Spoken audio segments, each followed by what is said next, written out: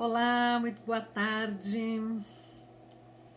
Aqui estamos nós, por enquanto eu, aguardando a Silvia para mais um encontro para falar sobre aconselhamento biográfico e nosso projeto de 21 semanas para 2021, que terá início em 13 de agosto.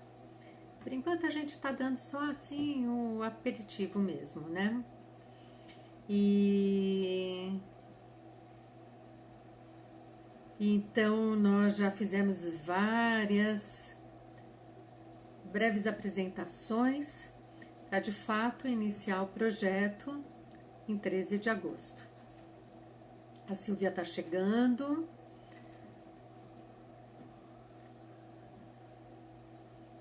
E muito bem-vinda, Silvia.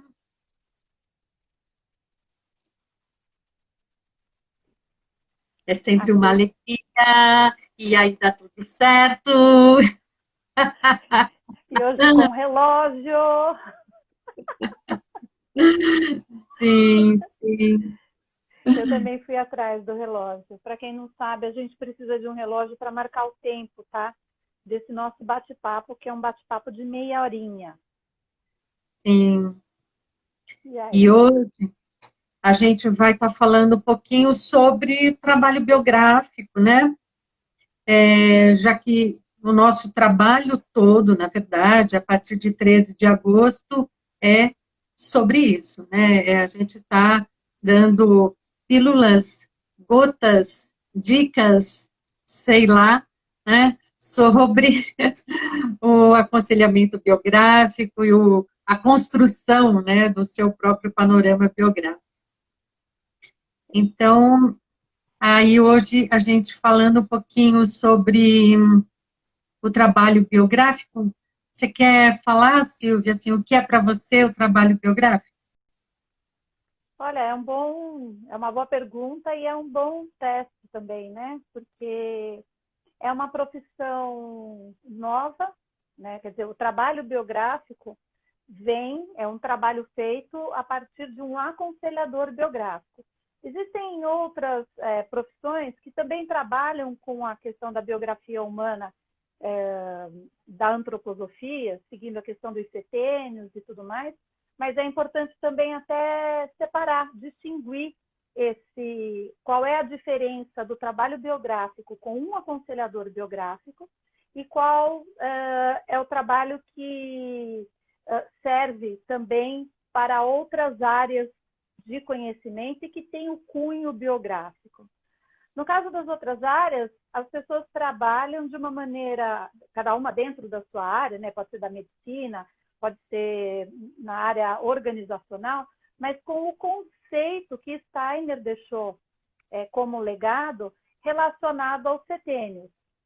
Já no processo do aconselhamento biográfico, que é essa formação que eu e você fizemos, e que outras pessoas, né, que é essa profissão mais nova, esse processo ele é um pouco mais profundo, porque o foco é a alma do indivíduo, é a pesquisa biográfica que essa pessoa vai fazer a respeito dela mesma.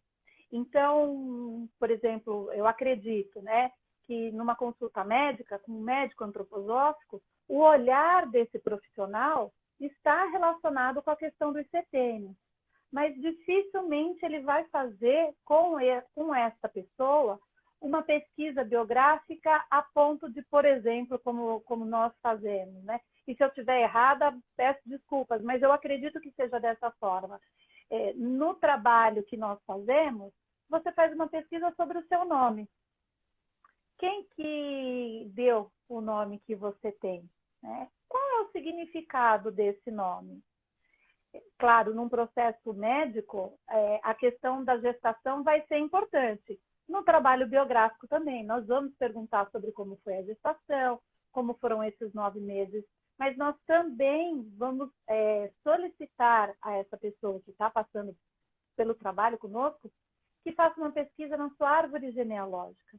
Então, nós buscamos a raiz, acredito que um pouquinho mais longe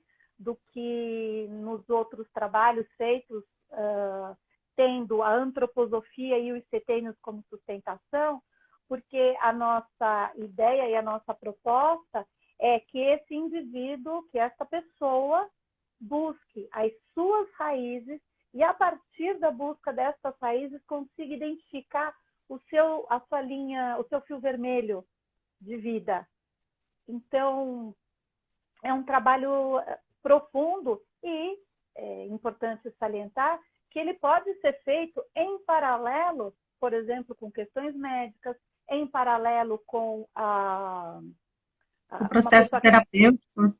Sim, os processos terapêuticos de maneira geral, mas ia falar, inclusive, de processos que acontecem dentro de empresas, porque nós dois sabemos que existem aconselhadores biográficos que atuam em empresas trazendo esse conhecimento e essa ferramenta dentro de uma organização.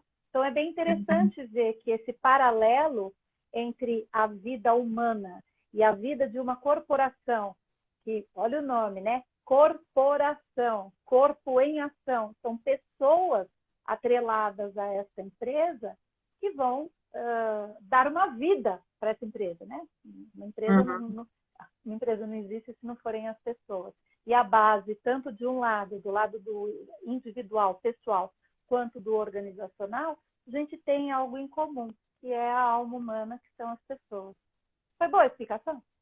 Nossa! Espero que tenha sido boa aí para todo mundo, né? Porque... É algo bem... E para você, Olívia, o que é? Porque isso a gente também sabe, né? É um exercício ter que explicar o que é o aconselhamento biográfico. Muitas pessoas perguntam, aconselhador dá conselhos? E a gente não dá conselhos, né? Então, também queria saber de você, o que é para você o aconselhamento biográfico?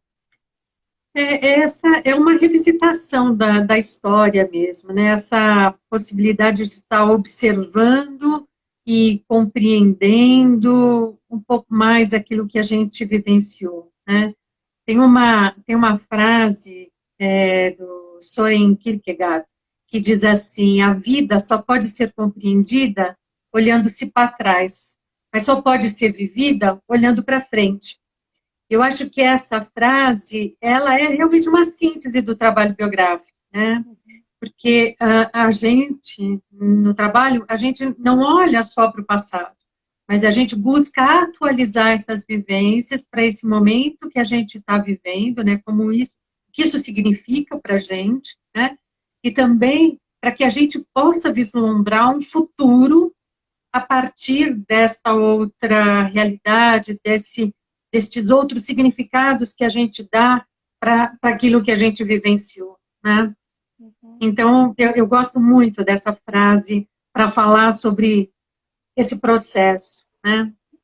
Bom, aqui agora eu vi que a Regina, lá de Portugal, entrou, escreveu perfeito, e nesse momento dá uma dorzinha a live não poder ser feita em 3 pessoas, né?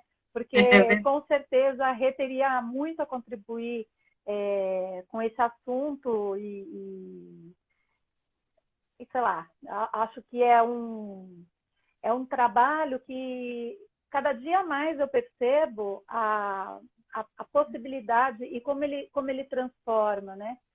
Muito amor numa live só. É verdade, Rê, muito amor também num comentário só, né? Eu acho que às vezes as palavras estão desgastadas quando a gente fala que é um processo que transforma. O que é a transformação? A transformação nada mais é do que o processo de vida. Desde o momento que nós somos fecundados, nós já começamos num processo de transformação. E hoje eu assisti um pequeno vídeo falando sobre o Lewis Carroll e o livro Alice no País das Maravilhas. E, Regina, nós não estamos falando de livro só porque você está aqui, viu? É uma coincidência, mas acho que no final funciona. E que tem uma frase, acho que agora eu não sei se é do Coelho ou do Chapeleiro Maluco, mas depois eu posso até compartilhar no seu Insta o caminho para esse vídeo, que é bem interessante, em que o personagem diz, bom, eu sabia quem eu era hoje de manhã, quando eu acordei. já apontando na direção que ao longo do dia ele passaria por transformações. Então, quando nós usamos essa palavra, que a partir de um trabalho, do aconselhamento biográfico, de um trabalho biográfico, você passa por uma transformação, isso é um pouco chover no molhado, é um pouco repetitivo, porque você vai se transformar passando por esse processo ou não. A diferença, acredito eu, seja a questão de trazer consciência ao seu processo de transformação. Eu ia trazer isso mesmo, né? Porque o trabalho biográfico estimula essa consciência, né? Isso. E dentro desse processo, Olívia, conta aqui pra gente o que você tem feito. Uhum. Então, eu vou falar um pouquinho dos trabalhos que já foram realizados, né? Nesse momento, eu só estou realizando o trabalho individual e quero falar do trabalho que a gente já realizou, né? Porque existe essa coisa do trabalho individual e do trabalho em grupo, né? Depois a gente pode falar um pouquinho da importância de cada um deles, né? Do como funciona um pouquinho mais. Mas eu tenho para falar do trabalho que a gente realizou junto, né? Que é Filhos do Colo à Independência, né? Que é esse trabalho voltado para pais, mães, avós, cuidadores, né? E que ele se propõe exatamente a estar olhando para esse período do 0 aos 21 anos, né? Como uma oportunidade mesmo, para que cada pai, cada mãe possa estar não só revendo a sua própria trajetória, mas também recolhendo informações e despertando, né, a sua consciência, o seu olhar para essa fase de desenvolvimento dos filhos, né? Para que como esse papel, né, de pais e de filhos em si mesmo e também para o seu filho, né, ele pode ser reavivado e não só repetido, né? É um conhecimento bacana, muito, muito importante para quem fomenta, está junto de uma vida que está se desenvolvendo. Né? Esse conhecimento dos setênios, você poder observar isso. Eu não tive essa oportunidade, como a gente já comentou em uma outra conversa, né? Eu só conheci a questão da antroposofia. Meus filhos já eram um pouco mais velhos e também não tinha mais vaga em escola Waldorf, mas hoje eu compreendo que esse olhar que a escola Waldorf dá para o desenvolvimento do jovem, da jovem, da criança, principalmente até os 14 anos, até o período em que vai para a faculdade, é absolutamente humano, é realmente muito diferenciado de outros sistemas escolares, né?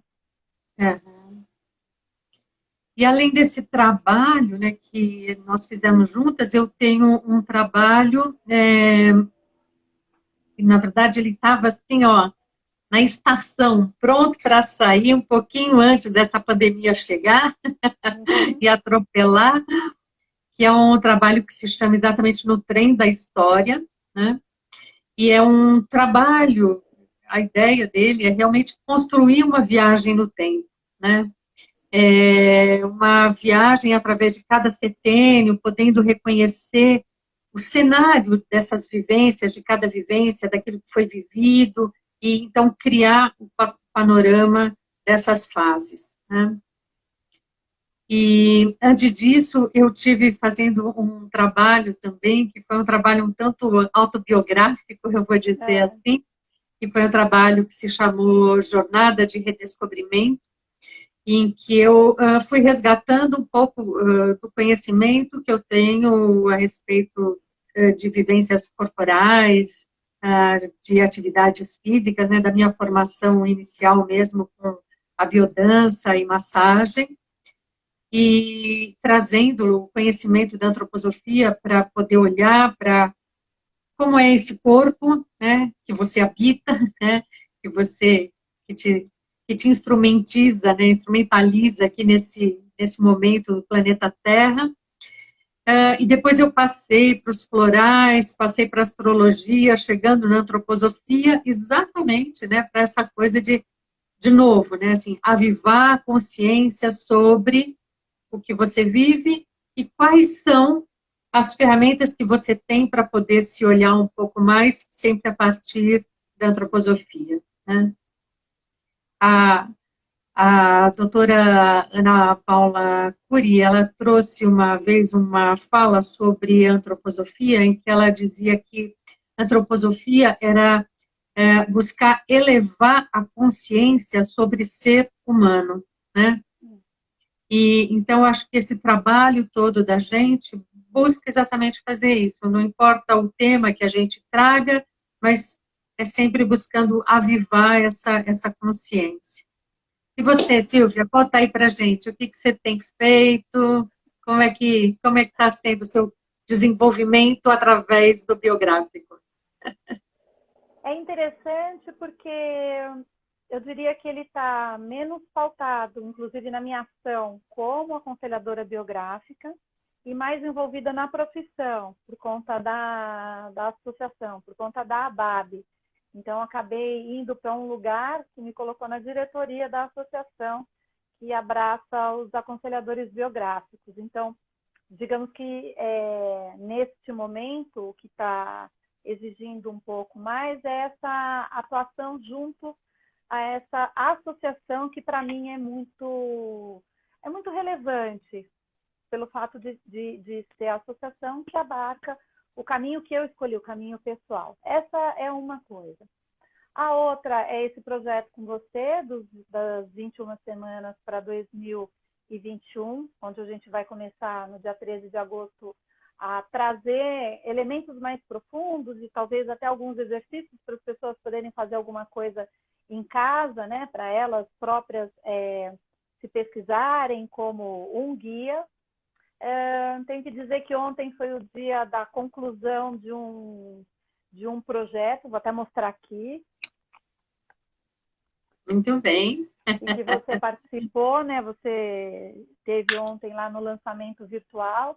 Então, ter participado de mais um livro, isso para mim foi importante. É um livro de histórias de superação, são 21 autores, e eu participo com um dos textos aqui, então isso para mim também foi muito legal. Acredito, eu até falei que a questão da ABAB, né, seria o que está tomando mais tempo, mas na verdade eu vou reorganizar. O que está solicitando de mim os conhecimentos que eu tenho e que eu ainda tenho, né? Ainda tenho, digo, ainda persigo, porque é um assunto que a gente não para de estudar, está relacionado a ser cuidadora da minha mãe e do meu padrasto. Então, eu percebo que os conhecimentos relacionados ao desenvolvimento humano, às crises, estão me auxiliando no dia a dia a lidar com essa realidade. Não que tudo seja um mar de flores e, nossa, eu tenho um conhecimento que não me causa sofrimento. Não. É uma situação difícil, mas o olhar tanto para o que eu estou passando, quanto para o que está acontecendo com eles, que já estão no que é chamado hoje em dia de quarta idade, né, ao redor dos 80 anos, tem sido muito salutar, inclusive com algumas técnicas de cuidado que eu aprendi ao longo da formação, como o escaldapés, a questão de música, às vezes tentar trazer para eles algum tipo de trabalho artístico. E quando esse estímulo não acontece com eles, utilizar isso para mim numa maneira de autocuidado, né? E a outra está relacionada a atendimento individual online. Fazer o biográfico não é um número muito grande de pessoas, porque eu realmente não tenho tempo, mas de estar fazendo esse acompanhamento online com muito carinho e muita dedicação.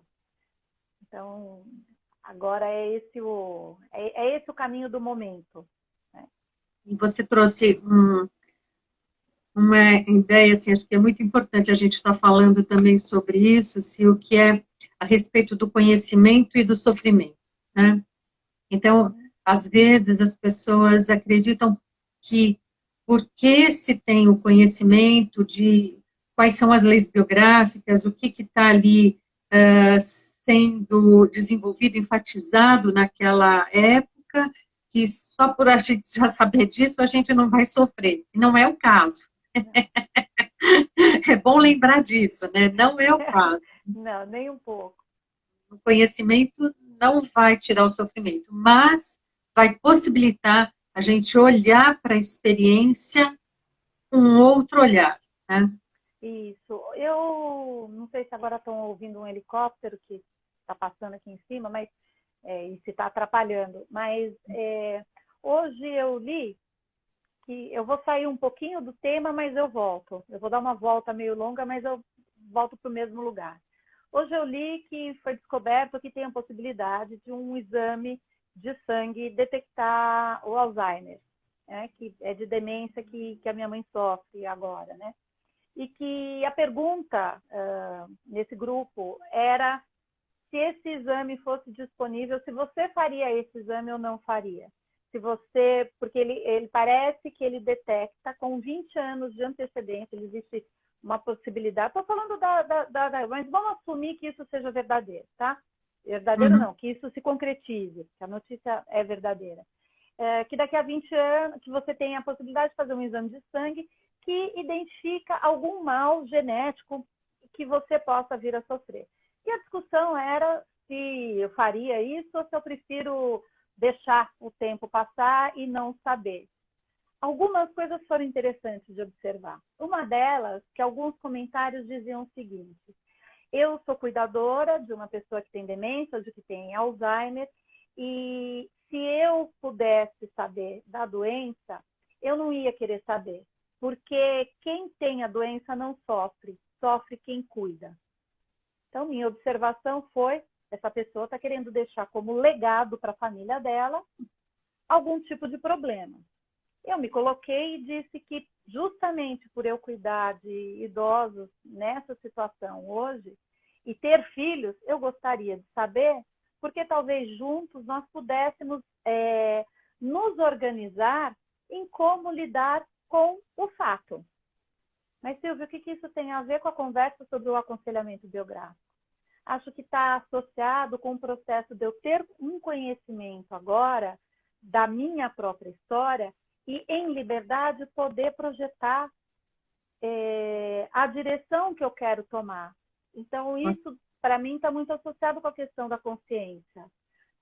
Ter consciência de si dói, né? Pode ser que ter consciência de si signifique saber de um mal que te aflige e você ter que antecipar coisas ou preparar caminhos para seguir numa determinada direção. E acho que o trabalho biográfico ele nos fornece essa possibilidade. Você acha que eu dei uma volta muito longa e não fui ao ponto? Ou... Foi ao ponto e ainda me fez lembrar de Clarice. Por quê? Vir a ser é uma lenta e lenta dor boa. Nasce-se.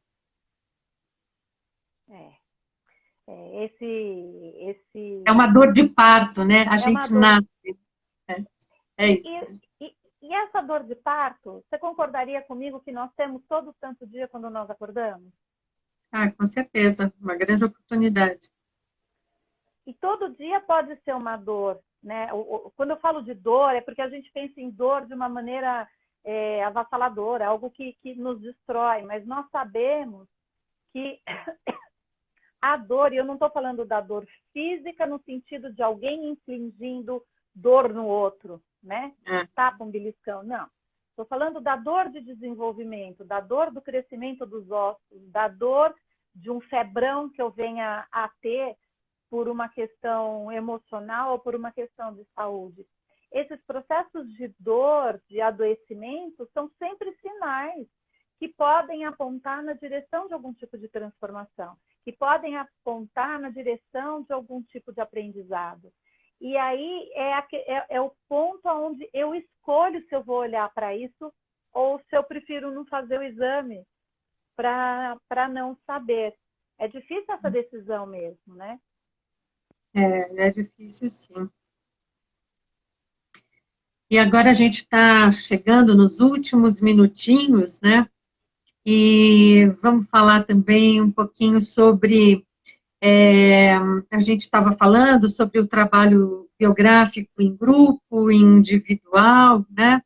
E você pode falar um pouco, Silvia, assim, do que você acha? Porque às vezes as pessoas perguntam assim para mim, o que é melhor, individual ou em grupo? Para mim, os dois são, né?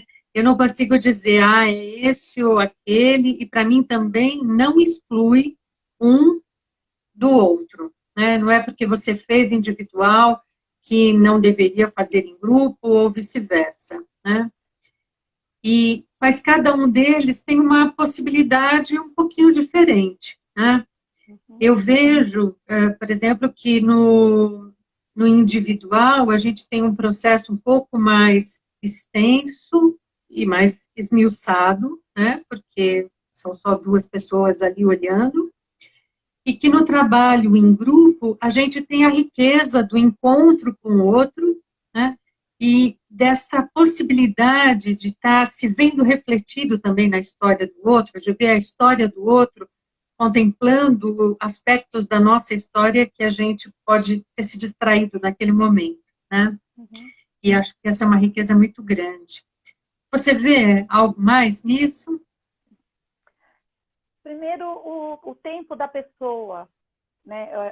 Aquele, como ela está no momento para participar de um grupo ou para fazer o trabalho individual.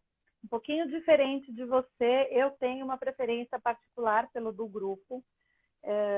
E aí acho que tem uma característica pessoal também. Eu sou uma pessoa que não tem muitos dedos para se expor, né? Eu falo, choro. Então talvez por isso, e também não só pelo fato de que, eu falo para as pessoas, eu me abro facilmente, mas eu gosto de ouvir a história de outras pessoas. Muitas vezes, ainda que eu não ache que isso seja totalmente positivo ou bonito, mas muitas vezes quando a gente ouve a história do outro, alivia um pouco a nossa própria dor. Uhum, Quando você se coloca no lugar do outro, ou quando você tem uma escuta empática, existe a possibilidade de você, em perspectiva, olhar para a sua questão e falar, nossa, eu estou fazendo tempestade num copo d'água, tá? uhum, Essa minha frase não quer minimizar a tempestade individual de cada um, porque só quem passa, né? Só quem está tendo essa tempestade no seu copinho é que sabe aonde que aquilo lá aperta. Eu já tive a experiência dos dois, tanto individual quanto em grupo. A Regina está aqui escrevendo que foi no grupo que a gente se conheceu e é muito bom ela trazer isso, porque lá se vão 10 anos. E nós, dentro do grupo, criamos laços de amizade que não só num aspecto terapêutico, porque, sim, muitas vezes com você ou com a própria Regina, eu busco ajuda terapêutica dentro desse conhecimento que nós temos, mas essa irmandade. Eu acho que eu já mencionei em uma das lives que nós fizemos que tem uma frase no Intercultural que diz que inimigo é aquele de quem você ainda não sabe a história. E realmente, quando você sabe a história do outro, isso traz uma humanidade, isso nos coloca num lugar completamente diferente. E uhum. também acho importante pontuar que você não faz um biográfico apenas. Você Sim. faz diferentes biográficos em diferentes momentos da sua vida. Por isso que quando você faz o primeiro, ora amplitude, ora profundidade, a Rê está trazendo. Rê, a gente realmente precisava que o Insta oferecesse a possibilidade de 3 pessoas estarem fazendo aqui a live, né? Porque ia ser maravilhoso. Aliás, uma roda de conversa entre nós três seria bem bacana.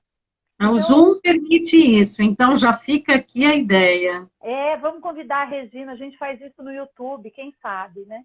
também. Então, esse processo de troca, esse processo de humanização, eu tenho para mim que pode nos aproximar. O mundo Uhum, está bem turbulento lá fora. E ele começa a ser turbulento dentro de casa.